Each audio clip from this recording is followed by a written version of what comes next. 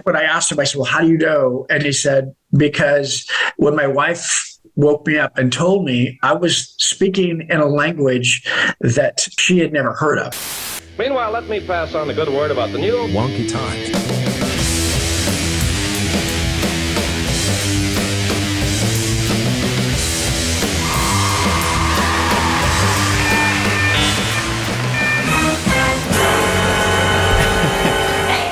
Hey, it's Matt Sterner back with you, and today we're jumping straight into part 2 of my conversation with best-selling author Scott Wells. Greetings, organic listeners. If you did not listen to part 1 yet, please vacate the premises immediately. Go, Scoot, get out of here. Yeah, seriously, go one episode back and check out part 1 first. This will make way more sense, I promise. Maybe. I don't know. I don't make the rules, but RoboBrian definitely does. Yes, and the rules are very clear. Part 1, then part 2. Do not reverse, do not shuffle. Thanks, Brian. And but yeah, go back, listen to part 1 with Scott Wells. We chatted about his new book, Marked by the Ouija, and we're still chatting about it now. We left you on a cliffhanger there. Hey, Matt. Quick question. When do we get paid? Oh, shoot.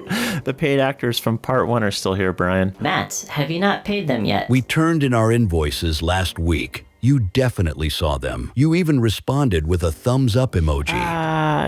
Yeah, I mean, the thumbs up was more for like moral support, not financial confirmation. Matt, are you digging a financial grave? Oh, no. So you're not paying us? No. I mean, yeah, I am. You know what? Let's just go ahead and jump back into my conversation with Scott Wells before this becomes a small claims court episode. Does this mean you're not paying us? Initiating emergency segue protocol. Sending us to interview in 3, 2, 1.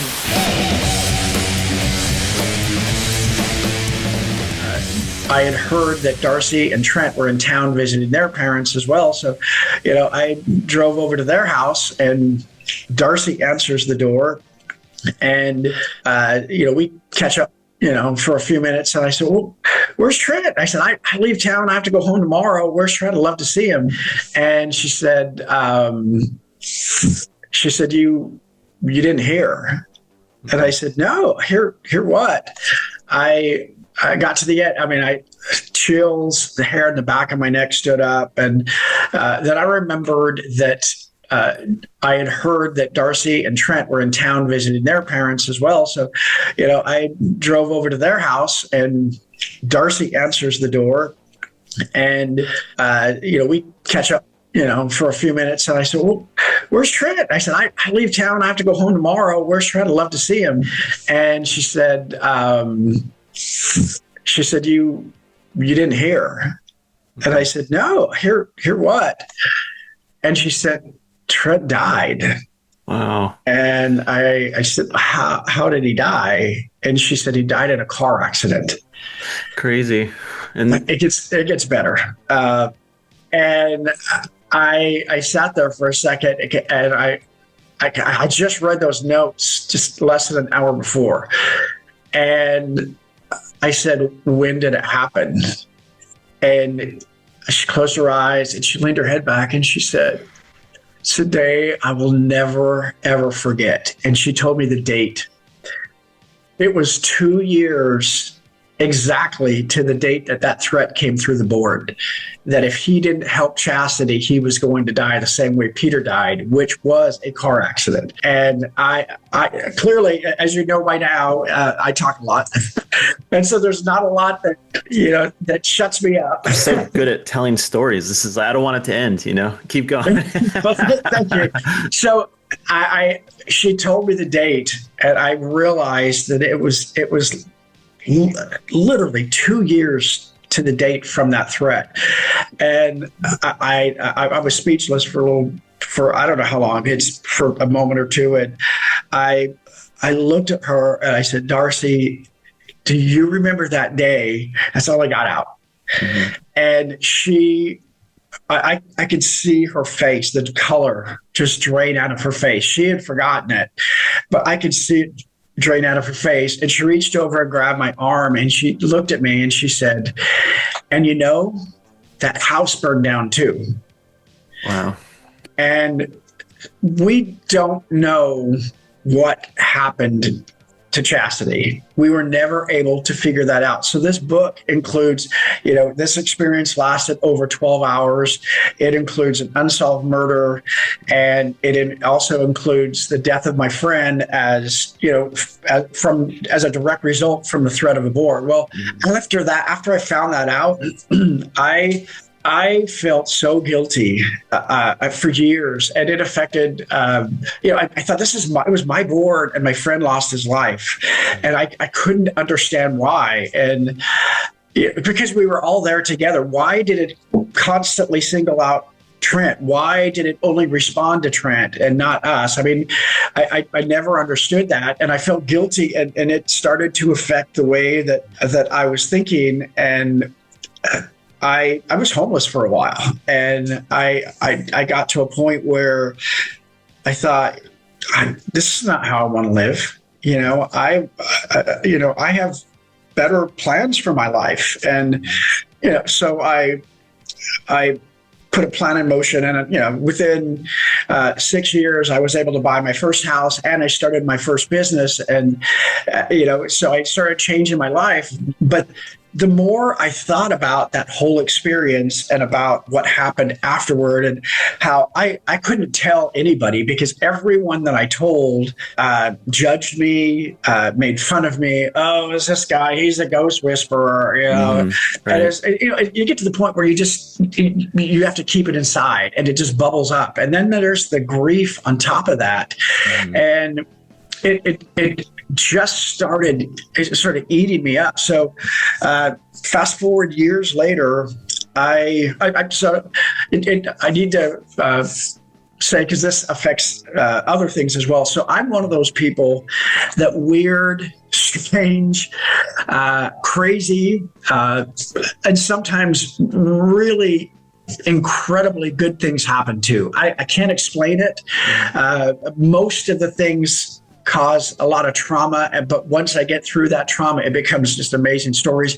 I got to know Rosa Parks really, really well before she passed away. I would sit on her front porch for an hour every week for 6 months and got to talk to her. Wow. There were what started this whole writing thing was now it's been about 18 years ago, I was backpacking in the Grand Canyon with two friends of mine, a married couple, and it was a 5-day backpacking trip, and I didn't know who he was at the time, but I ran into a serial killer, and a true story. Wow. And do you know who Robert Durst is? I don't think so. He's passed now. He covered the news a couple years ago. He's from a family in New York.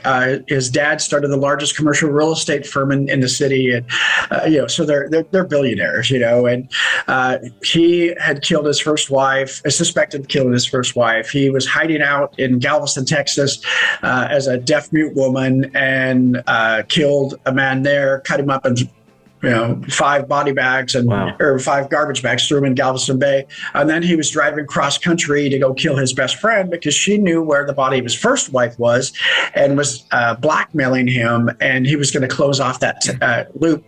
But in the process, his trail went cold for about a month in Albuquerque at the same time that we were in the Grand Canyon. And the guy that I met told me that I was the first person that he'd seen or heard seen or talked to in a month. So then he tried to kill my friend and I because he wanted my friend's wife. I mean, it's a crazy story. Wow. True, 100% true. So I wrote a screenplay about that. Okay, I was going to ask you if you had written anything about that yet. Yeah, okay. Yeah, so I wrote a screenplay about that. And, wow. I didn't know what I was doing. I self-taught myself. So it sat there for years, a couple of years. And then I thought, I'm going to adapt it to a book. Because how hard could write a book be? Boy, I was wrong. It's hard. So after I started doing that, I got a book coach to help me. And that's when she said, well, as of right now, you're a nobody. Nobody knows you. So let's see if you have another short story, let's get that out and at least get you some sort of credibility. So that's where Marked by the Ouija came from. And when I was writing that, I was at a different point in my life, and I'd had, with my life experiences up to that point, I questioned a lot more. I was always one of those people that I didn't believe unless it happened to me, or there's still a lot of things I don't understand. And so when I started writing Marked by the Ouija, one of the things that brought it back pretty intense was the grief about Trent dying. But as I wrote it, and I remember that. Even more things came back to me when I was writing it. And then I realized, and this changed everything, and then I realized that there was a reason that Trent was marked, which is the title of the book, Marked by the Ouija, because I don't want to say he brought it on himself, but he kind of did. It wasn't my fault, and I won't say why or how that is. That's in the book. Okay. But it is. It changed everything for me about how I felt about the situation. And then I started thinking about all of these other people that are having these traumatic experiences that they can't talk about, that's affecting their daily lives. I mean, for me, I started making bad decisions. I ended up homeless. I wouldn't want that for anyone else. So I'm going to see if I could help educate people, or in some way, hopefully through a story that they can relate to, that will give them strength to be able to talk about their experiences, so they don't have the lingering effects that I've had. Or if people read it that have never had an experience, hopefully they'll learn from my experience and they won't have that.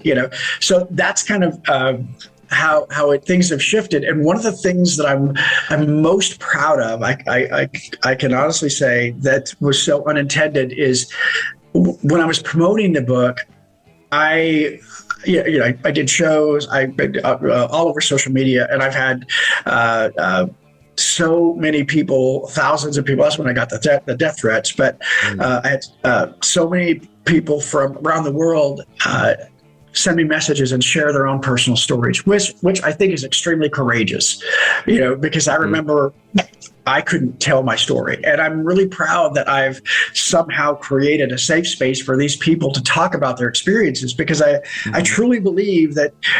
And it's not just paranormal experiences, it's any traumatic experiences, PTSD, or the more you talk about it, the less fear you have, the more you start to understand it, the less effect it has on your life.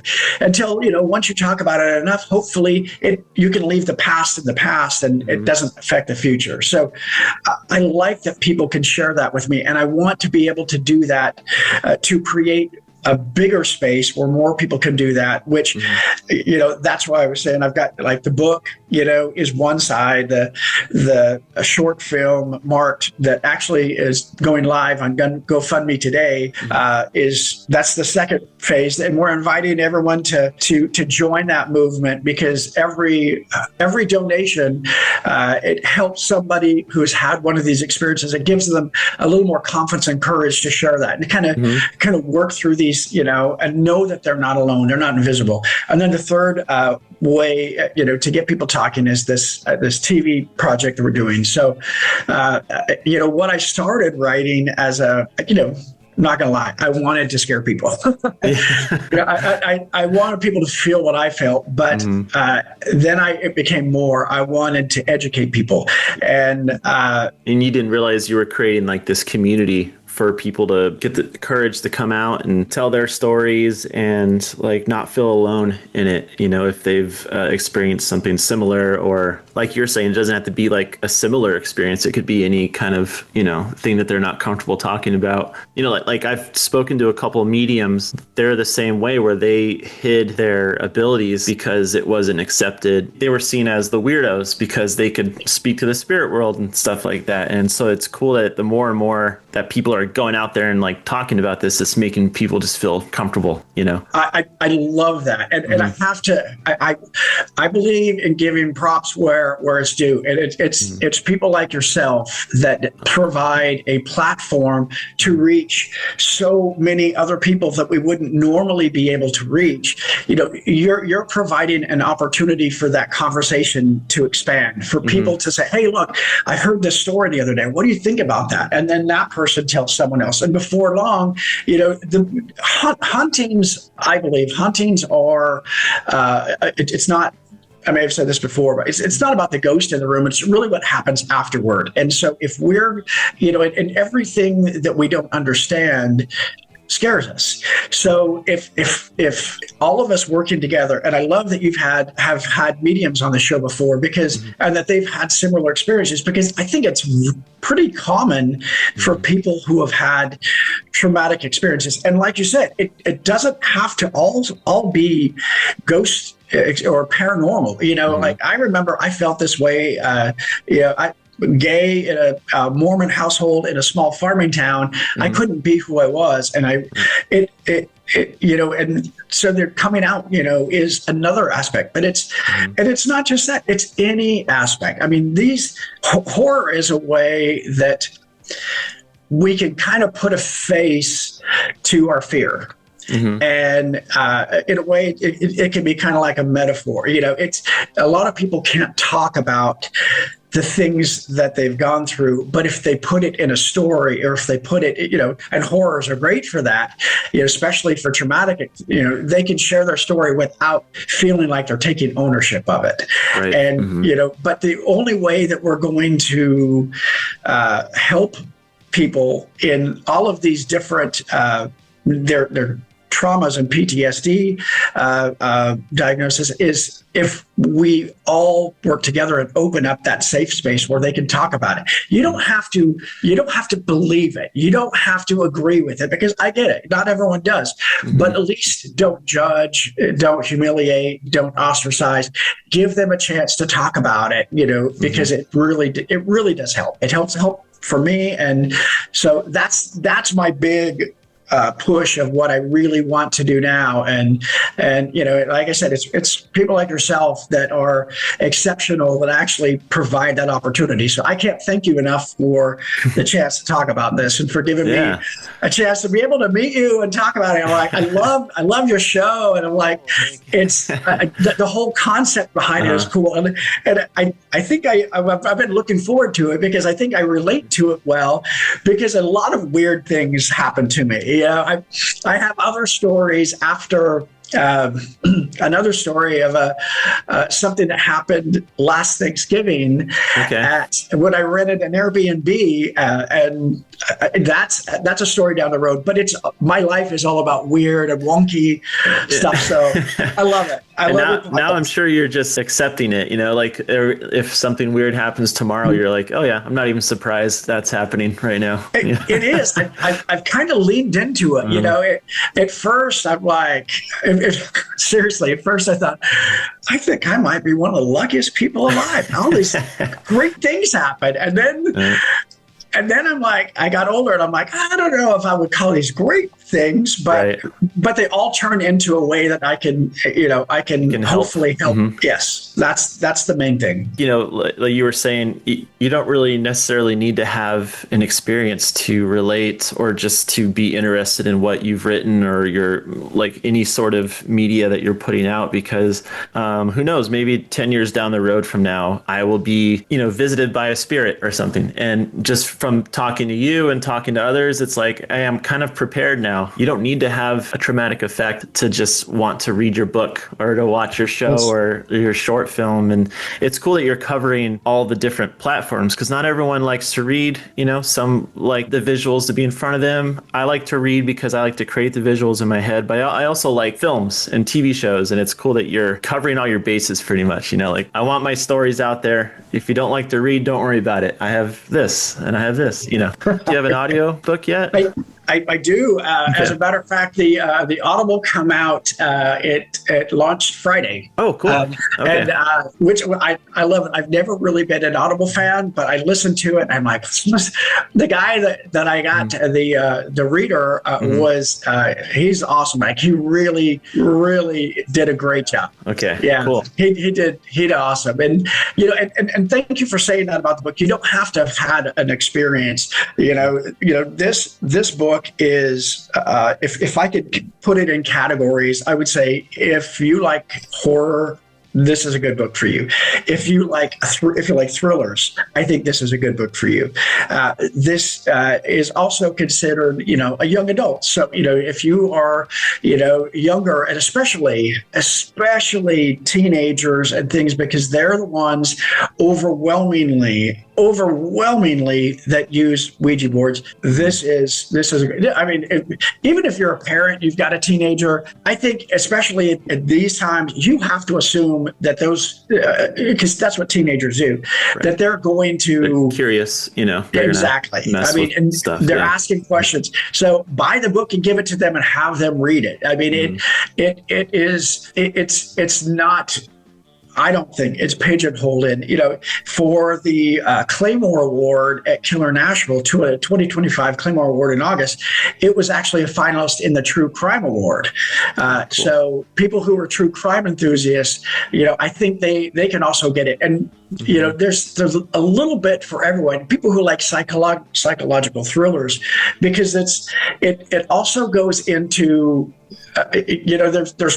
there's a couple of stories. There's a story about Peter, who's dead, who's trying to save his sister, but there's a lot of questions that we have about Peter and about chastity and when it happened. Or the sheriff, I have some questions about that sheriff. That's the cigarette. Yes.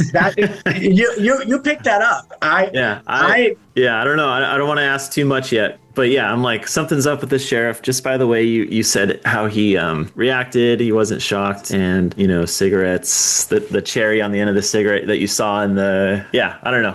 Well, the other thing about is my dad. It's a small town. They didn't have their own fire department. It was a volunteer, and my dad was a volunteer fireman for 37 years, and he was one that responded to that house when it burned down. They do not know how the house burned down. They believe it was arson, but they couldn't prove it. But that's what they believe. But there was no body found. And something else that makes me question about the sheriff is he was the first person on the scene. And he, in my mind, again, I can't prove any of this. This is my speculation, is that when we went to him, he knew that somebody knew that there may be someone in that house. And so maybe it could have been moved. But so we don't know what happened to Chastity, but I do believe 100% like you're thinking, I do believe the sheriff had something to do with it. And that correlation of what I believe is in the book. And I actually, there's on the dollhouse, the initials that were painted on the dollhouse was Chastity, or was CB. So you got Chastity. I didn't even think about that at the time. I think I was so terrified. And it wasn't until later when I was writing the book, and I remember the CB. Yeah. Well, the sheriff's name is Gene Brown. Okay. Yeah. I don't know. I have a lot of questions. I'm going to read the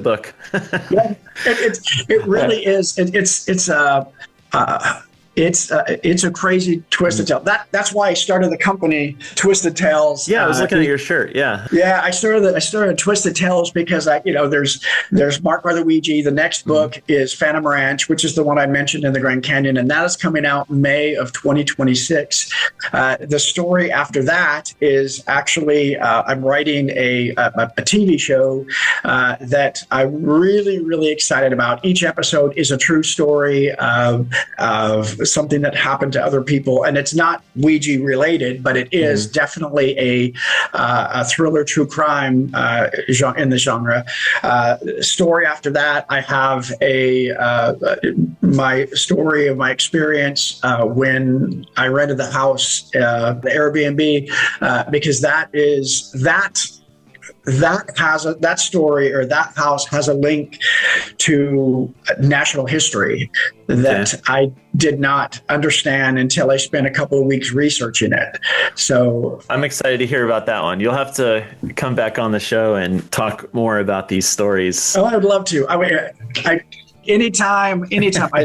I love sharing stories. I love meeting new people. I want to hear your stories because it sounds like you've got some pretty cool stories too. Not as cool as yours, but I mentioned a fire, but that was just an accident with a can of WD-40 and a lighter. But that it's not as nothing I'm proud of. But that was just like we were saying, kids when they're young, we got to find something to do, without the internet and Netflix and things like that. Someone asked me about it's been about 7 months ago.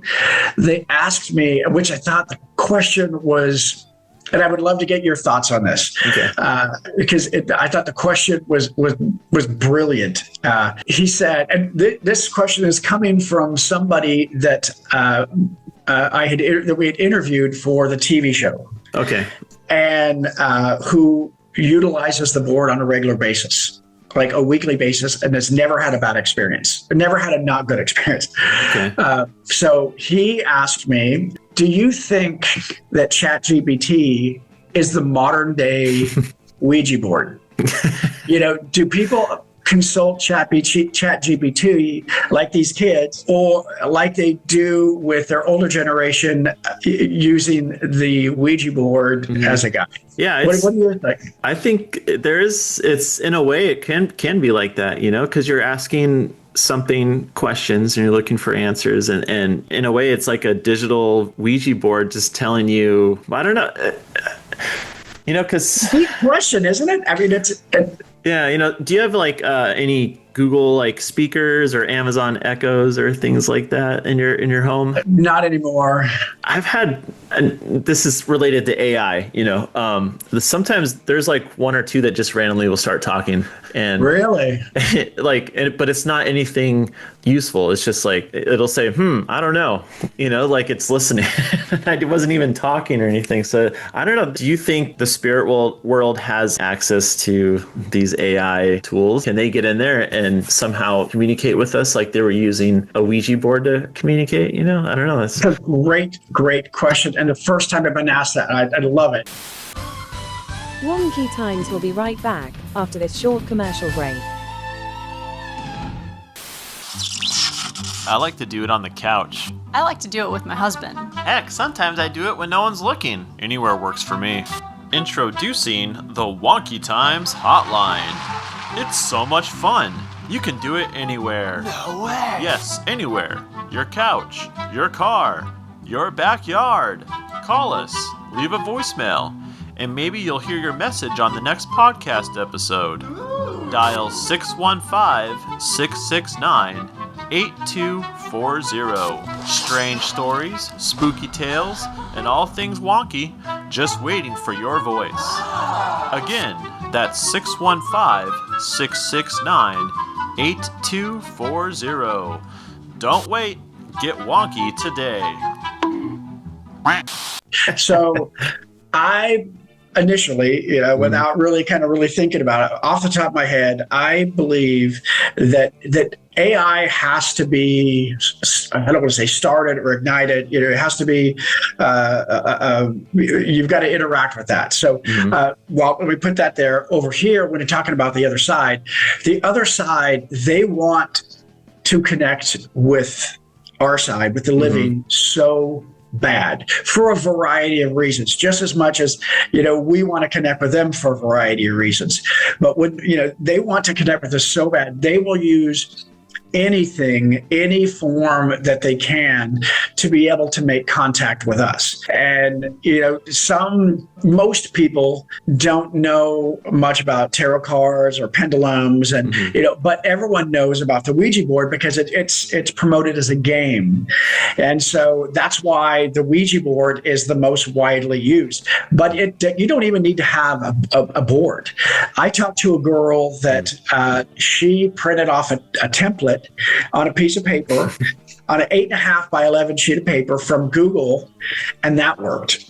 Wow. So the other side wants to interact with us any way so they can. much. Yeah. They will, exactly, any way they can. Now, when it comes to AI, can they infiltrate AI?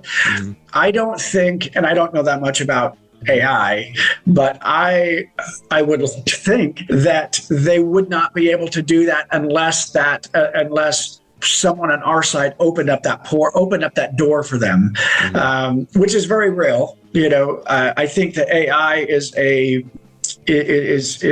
program that that you have to ask, you have to inquire, and I don't think that that the other side can really ask them unless there's that connection. There has to be a connection. But I do believe, I 100% believe, because I've talked to enough people that consult the board regularly, and not for lottery numbers, not for, hey, what's that Clara doing today? Tell her hi, or, for whatever reason, hey, should I take this promotion?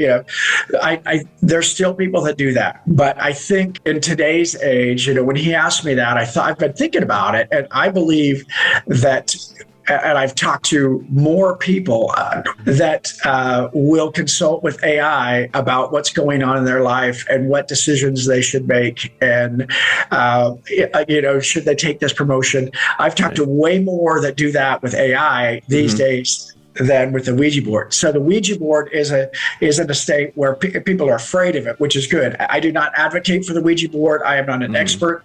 I'm just sharing my experience. But AI is kind of where the Ouija board was in the beginning.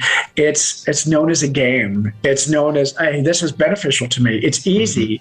In some cases, it's free. You can get special perks if you buy AI packages. It's really at the beginning stages of where Ouija boards work. So we don't know what's going to happen with AI. It could very easily, the way the technology is going, it could very easily get to a point where it could start making decisions for us. Right. It already does in some applications. I have a trade show and event business, and AI already on some of the industry equipment, AI will make a decision on, they'll punch in what they want the end result to be, and the AI will make the decision of how to do that. Yeah. So it's already at that point. It's so it's not a stretch to think it'll go further. Yeah, I'm sure. I wonder if someone will make an AI Ouija board online. But I don't. And it's crazy that they call it a game because there's no way to win. That's exactly right.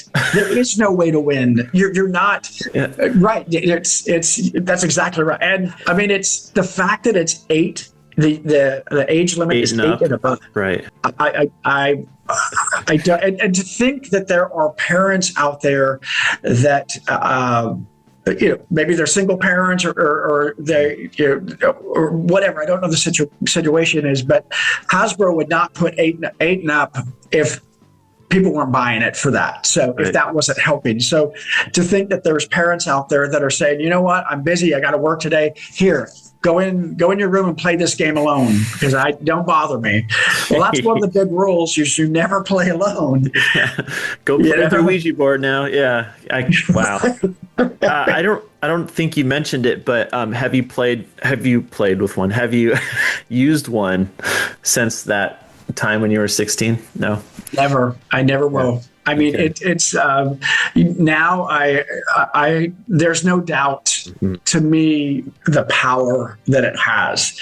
I've talked to I've talked to, there's my experience and what I've experienced, and my experience has continued to evolve as I've had different experiences in my life as I've got older.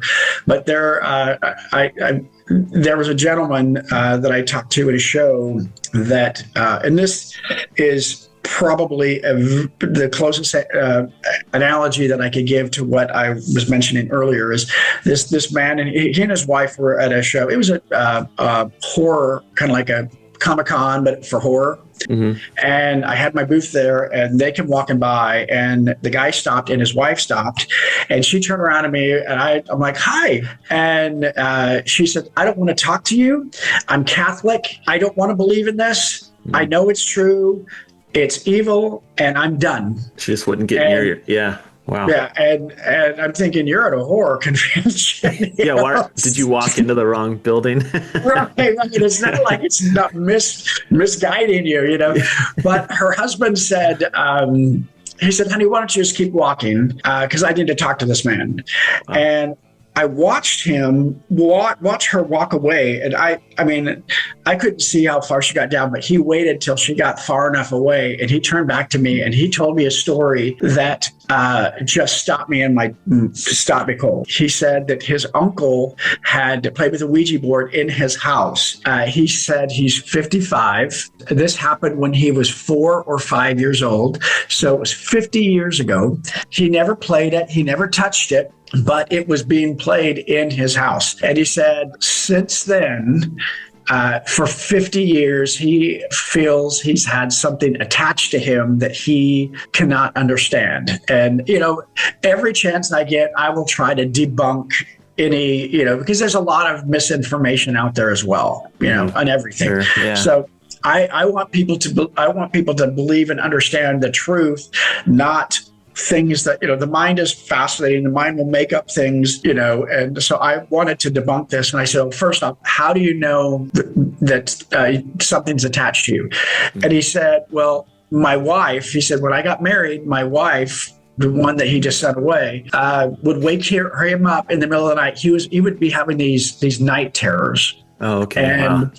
And the weird thing about it is his voice, to me, the only way that I could describe it, and I've shared this story before, but the only way that I could describe his voice is it was like a smooth cup of coffee, or just like a really a silky sweet cup of hot chocolate. It was just smooth. It was clear. Sam Elliott, like kind of like a smooth, but that's kind of like a deeper voice, I guess. But yeah, a little deeper. But this was so smooth. And he said, when I asked him, I said, well, how do you know? And he said, because when my wife woke me up and told me, I was speaking in a language that she had never heard of. Ooh, wow. And he said, and my voice was very gruff. And he didn't describe it like this. He didn't use these words, but the immediate thought that popped in my head when he said that, just from his facial expressions, was like a werewolf talking, that gruff, And I said, you're hearing this from your wife, I don't want to be disrespectful. I want to believe, but I want people to, I don't want people to believe that something happened to them if it didn't, because I don't want that lasting effect to live with them when there's no purpose for it, So I said, so your wife told you this, how do you know? And he said, she recorded it and I played it for me. He's like, do you want to hear it?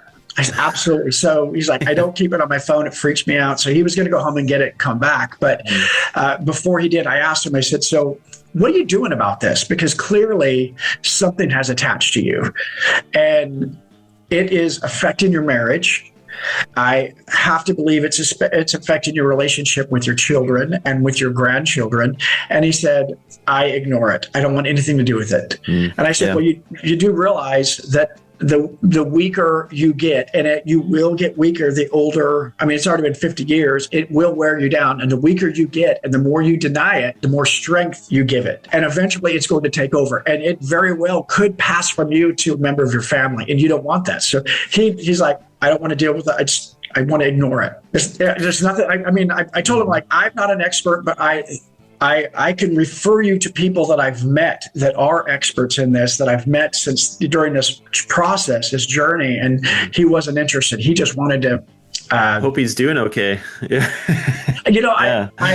I wanted to. I wish I had his name and his email or his phone number, because I want to contact him. I did a podcast a while back with a lady.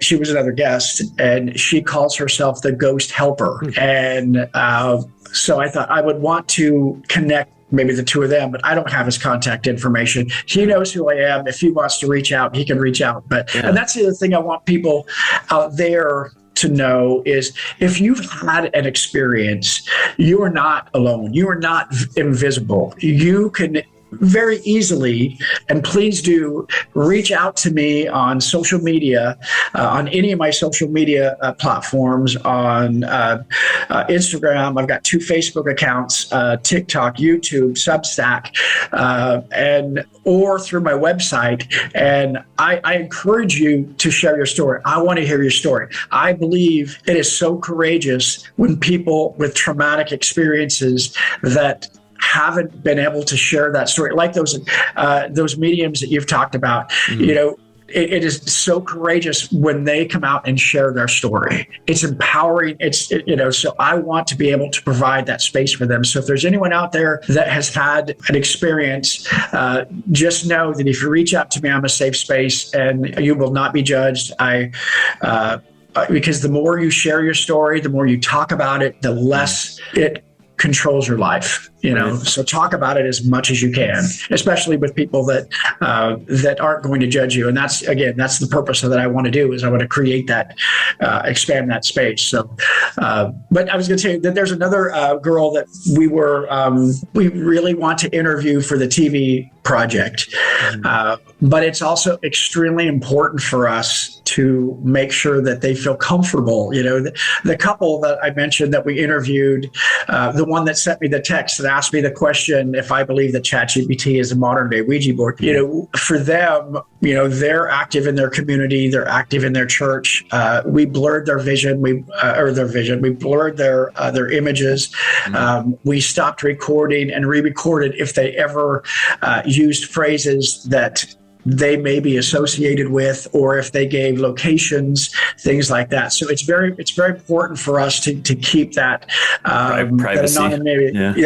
Exactly. It's so this woman, where we've talked to her, and we're hoping that that she'll want to share her story in full, but when she's ready.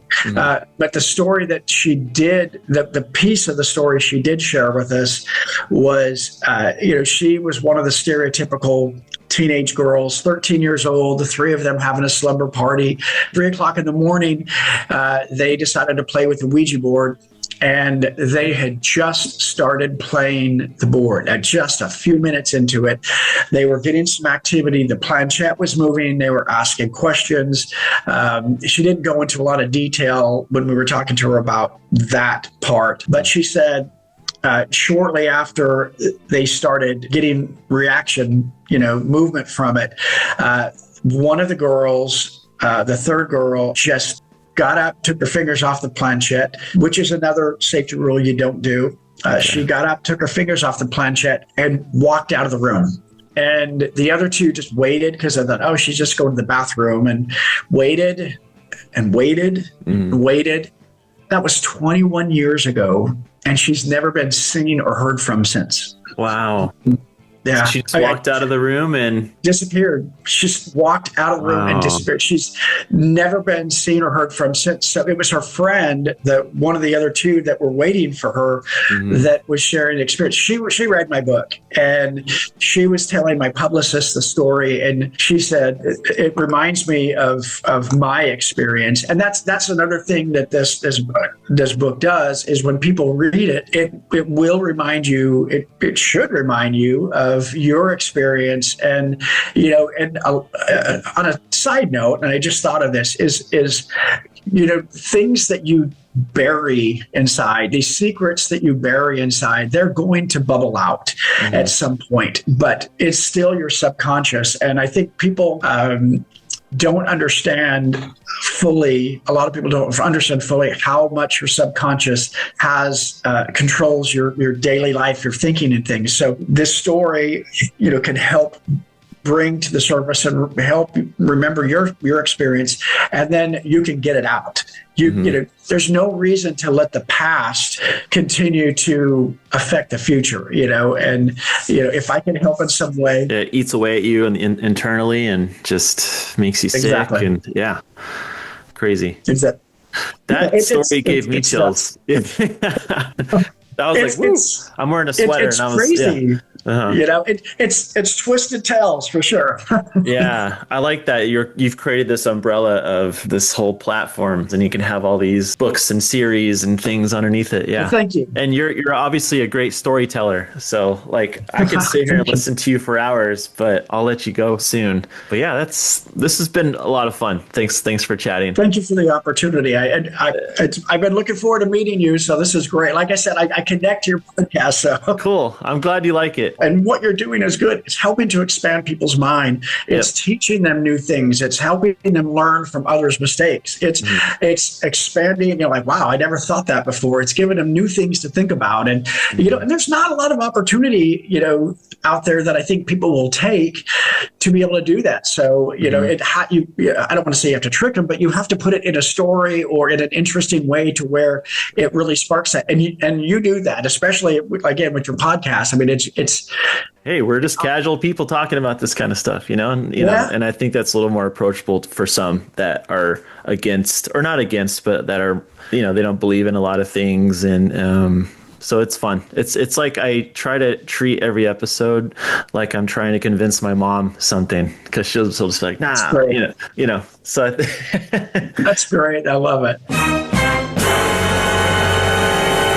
That's a wrap for this episode of Wonky Times. Thanks for wandering down the weird and wonky avenues with me. And remember, stay curious, question the ordinary, and if you see something strange in your backyard, email us at getwonky@wonkytimes.com. Also, give us a call at 615-669-8240. Leave us a voicemail, and it is likely we will include it in an episode. Adios!